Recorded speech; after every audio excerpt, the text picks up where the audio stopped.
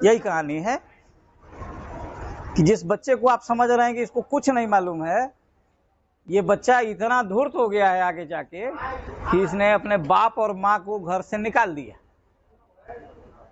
तो हम लोग इसलिए पढ़ रहे हैं कि थोड़ा ध्यान देंगे, क्योंकि किताबों से भी बहुत सा ज्ञान मिल जाता है कि आप बच्चों का पालन कैसे करेंगे।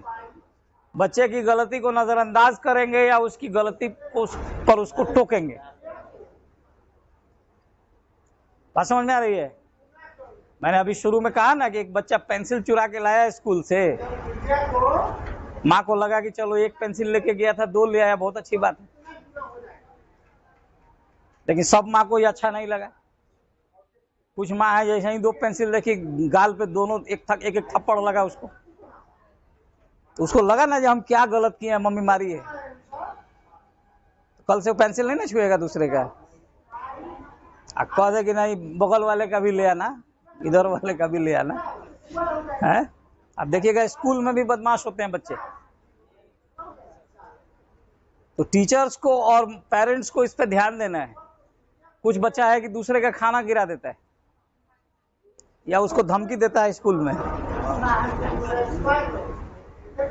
तो ये है, तो इसीलिए मैंने लिखा कि ये पूरा लेसन किस पर है, इस चीज पर आधारित है। बच्चे को समझिए, बच्चे को परखिए और उस हिसाब से माता पिता का व्यवहार होना चाहिए, तब जाकर वो बच्चे में अच्छे गुण आएंगे। जैसे हम पढ़ा रहे हैं आपको, अगर हम आपको नहीं पढ़ पाए तो इस पढ़ाने का कोई मतलब नहीं है। नहीं समझे बात?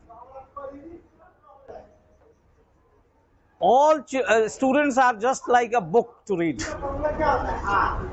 किसी को कुछ पता ही नहीं है, उसको इंटरेस्ट ही नहीं है, हम भाषण दे रहे हैं, उससे कोई फर्क पड़ेगा? बच्चे को समझना और उस हिसाब से पढ़ाना जरूरी होता है। इंडिविजुअल केयर की जरूरत होती है, लेकिन आजकल तो इसका जमाना है नहीं। बैठ गए हॉल में, यहाँ भाषण दिया, टीचर निकल गया, बच्चा कॉपी में लिखा नहीं लिखा, आजकल तो मोबाइल से फोटो भी खींच के घर चल दिया। कौन जाएगा लिखने? भाई मेहनत होता है, फोटो में खींच लो। इस तरह की पढ़ाई करके क्या होगा? कुछ नहीं होने वाला है लाइफ में। विद्या प्राप्त करने के लिए मेहनत करना ही होगा, बिना मेहनत के आने वाला चीज है नहीं। अब मैंने वर्ड्स लिख दिया, आप इसको फोटो खींच लिए या कॉपी में लिख लिए, उसके बाद दोबारा कभी देखे नहीं कि क्या था ये, और यही वर्ड फिर दोबारा आपके सामने खड़ा हो जाएगा। कहिएगा इसका क्या मीनिंग होगा? भाई देखे तो है कहीं, लेकिन मीनिंग याद नहीं आ रहा है।